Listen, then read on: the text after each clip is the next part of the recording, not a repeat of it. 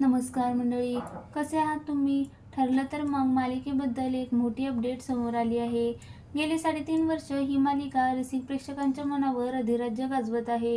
या प्रवासात मालिकेत अनेक नवनवीन कलाकार आले, तर आता काही जुने कलाकार या मालिकेतून निरोप घेणार आहे.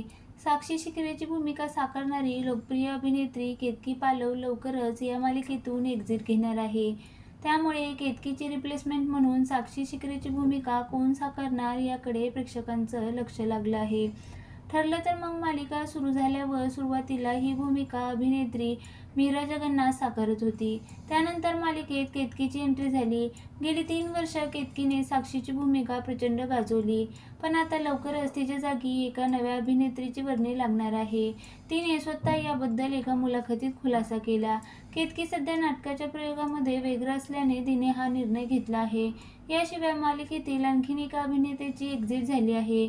नागराज किल्लेदाराच्या मुलाची म्हणजे राकेश किल्लेदाराची भूमिका यापूर्वी अभिनेता अपूर्व रांजणकर साकारत होता. मात्र गेल्या वर्षभरात राकेश हे पात्र मालिकेत दिसले नाही. आता नागराज जेलवर गेल्यावर राकेशची मालिकेत पुन्हा एकदा एंट्री झाली आहे. राकेश किल्लेदाराची भूमिका आता लोकप्रिय अभिनेता सुप्रीत कदम साकारणार आहे. सुप्रीतने आजवर अनेक लोकप्रिय मालिकांमध्ये काम केलं.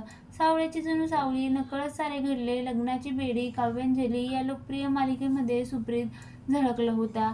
आता तो राकेश किल्लेदाराच्या रूपात प्रेक्षकांचं मनोरंजन करण्यासाठी सज्ज झाला आहे.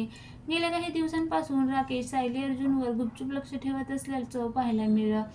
याशिवाय त्याने मधुभाऊंना जीवे मारण्याचाही प्रयत्न केला, पण त्याची ओळख इतके दिवस गुलदस्त्यात ठेवण्यात आली होती. आता इथून पुढे मालिकेत सुप्रीत कदम राकेश किल्लेदाराची भूमिका साकारणार असल्याचं आता स्पष्ट झालं आहे.